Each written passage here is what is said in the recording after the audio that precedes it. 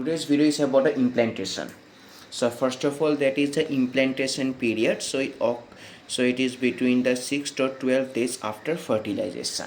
So first of all, that I'm going to explain. So here basically what are the preliminary processes to implantation. Mainly what are the processes occurring before the implantation. So you can see here that is through the process of ovulation, that is from the ovary, that is through the process of ovulation, secondary oocyte is released, and also that is, and this ovum, that is secondary oocyte, is also transported into the fallopian tube through this fimbriae. So therefore the first preliminary process is the release of secondary oocyte through ovulation process, and also that its transportation into the fallopian tube through the fimbriae.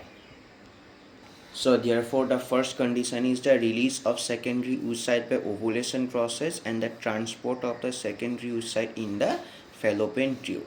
Now, so here as you know that this is the ampulla region of the fallopian tube, and you know that, and in this ampulla, so here fusion of the male a nucleus of male gamete, pronuclei of male and female gametes occur. So therefore sperm and this oocyte, secondary oocyte, ovum. So here fertilization will take place. So therefore the second preliminary process is the fertilization. So here fertilization at ampulla. So here this is the process, and you know that through this fertilization zygote is formed, and you also know that this zygote will undergo unequal number of divisions to form 2 cell stage, 3 cell stage, 4 cell stage, 8 cell stage, morula, and finally so here it will, and morula will reach into the uteri. So therefore as you know that 2 cell stage, 3 cell stage, 4 cell stage, morula, that is all this. So here steps come under the process cleavage. So therefore cleavage is the third process,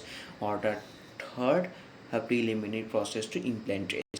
So therefore third process is the cleavage. Now the fourth process, as you can see here, that when the morula comes into the uterus, then due the uterine fluid, so here that is blastocyst cavities form and all the inner cell mass, so here basically sent into one periphery. So therefore that is blastocyst is formed, and here that, and in blastocyst also that is zona pellucida is present, and here, and you know that during the whole process of cleavage that is zona pellucida present. Now here that in this lecture implantation you will understand the importance of this zona pellucida. Now so therefore fourth process is the formation of blastocyst, and also that is, and in blastocyst you will realize that these are the inner cell mass and these are the trophoblast. So therefore, and due to this also basically that is trophoblast differentiated into two parts. So therefore basically that this is the polar trophoblast, so here through which that is inner cell mass attached, and this is the, and the remaining portion where inner cell mass not attached is known as the, that is mural trophoblast. So friends, so this is the fourth process. So here formation of blastocyst, and in blastocyst also then, so these are the mural trophoblast and these are the, so here polar trophoblast. So therefore that, so the fifth one is a differentiation trophoblast. So therefore that all these five are the preliminary processes to implantation, or the processes which occur before the implantation to occur, or the normal implantation to occur.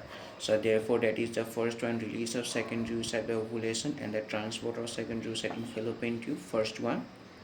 Second, fertilization at ampulla, and third cleavage process, and fourth formation of blastocyst, and fifth one is a differentiation trophoblast. Now that is the main topic comes. So here basically that is processes at implantation time. So friends, so here that is the first process is the, so here hatching of blastocyst. Now here that you can see here that before this process that is blastocyst surrounded by us, so here that is zona pellucida, but after this, so here you can see here that is zona pellucida is completely disappeared, and this is the main aim of hatching of blastocyst process. Now here I have written this in detail. So here trypsin enzyme, so here causes dissolution of zona pellucida to cause disappearance of zona pellucida completely by 6 days after implantation. So therefore the enzyme responsible is a trypsin enzyme. So therefore this is the main concept of hatching of blastocyst. So now the second process is a decidual reaction. So here that you know that this is the blastocyst and this is the columnar uterine epithelium. So here and you can see here that this a blastocyst has attached to this columnar uterine epithelium, and also that due to this attachment also that this epithelium, that is the surrounding epithelium, is made to secrete nutrition for this blastocyst, and this is done by the trophoblast, and the reaction responsible is a decidual reaction, and all this and all these things I am going to write this. So therefore that you can see here that on 7th day of intrauterine life, that is the blastocyst attached the uterine columnar epithelium, and due to this the endometrial stroma or the uterine columnar epithelium secretes nutrition. So here secretes nutrition for the blastocyst reaction, and that reaction is called decidual reaction. Now the third process is about the penetration of blastocyst in the uterine epithelium. So first of all see a diagram. So here that this is the blastocyst. So here it has only attached the uterine columnar epithelium, and this is the polar trophoblast, and this is the stroma. So here this is the before condition. Now here that is penetration process occurs, and here that this is the after.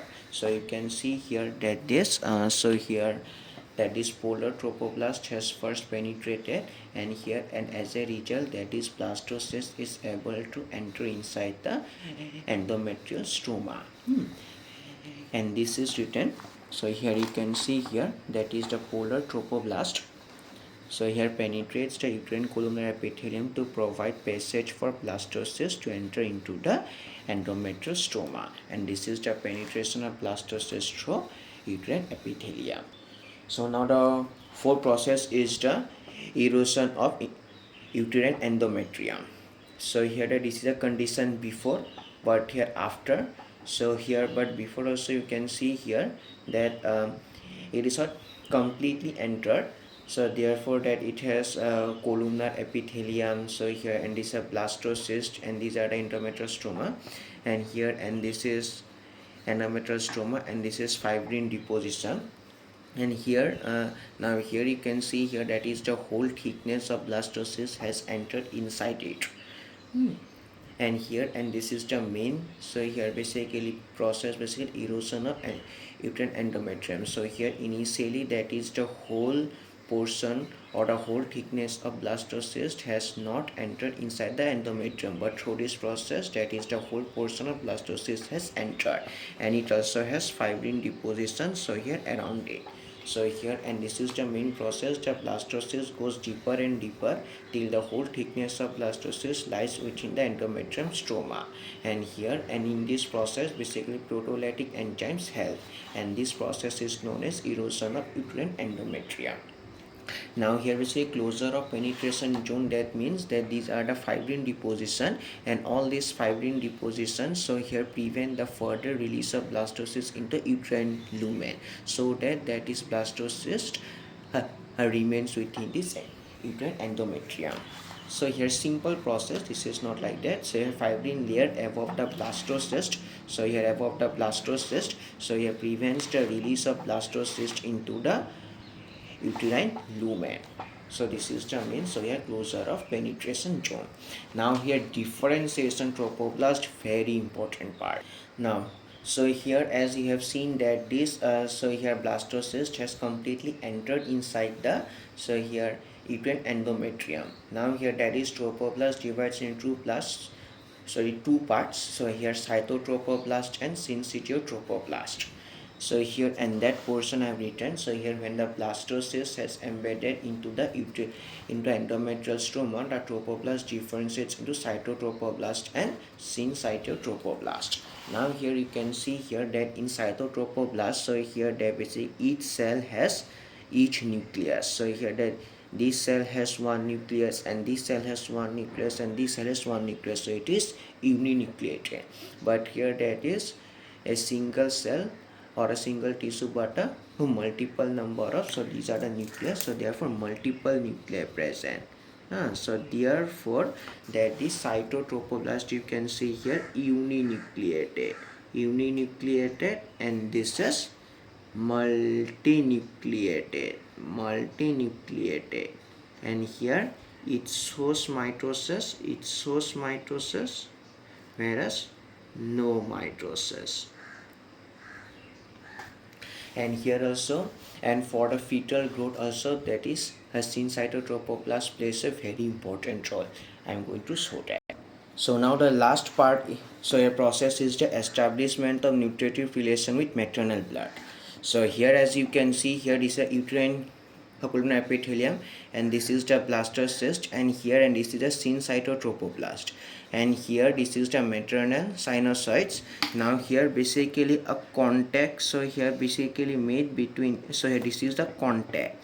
So here that this is the contact between this maternal sinusoids and the syncytotrophoblast, and here, and this contact is very essential for the supplyment of nutrition from the mother's body to the fetus. So that is I have written, the contact between a syncytotrophoblast and maternal sinusoids initiates nutritive, so here relation between mother and fetus, and later, and then this, so here contact, that this connection will lead to a development of placenta. That's all about the implantation. Now I am going to give you the definition of implantation. So friends, as you can see here, that first is blastocyst has attached to the uterine epithelium. First. Second, that this blastocyst, so here starts to do the penetration till the whole blastocyst, that is comes to lie within the uterine endometrium, and then this gives the definition of implantation. That is the attachment of blastocyst to uterine endometrium. That this blastocyst has attached the uterine endometrium, and further subsequent penetrations. So here this is the subsequent, so here penetration. So here that is, so that whole portion lies, so here basically that is the whole portion of the blastocyst lies within the, so here uterine endometrium, and also, and later this leads to placenta formation, and this is just, so here definition of implantation. So that's all about the definition of implantation. So here basically in exam, that first of all you will have to write about definition of implantation, and then implantation period,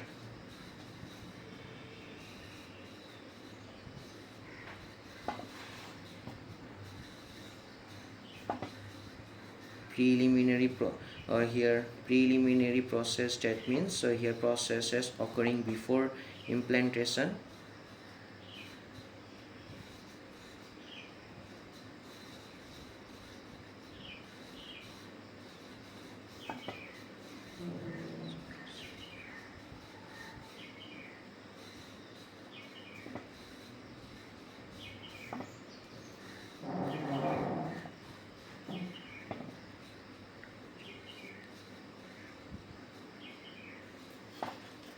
so here if you write basically all these 4 points, then good. And also main result if you want to write, then here basically that placenta formation.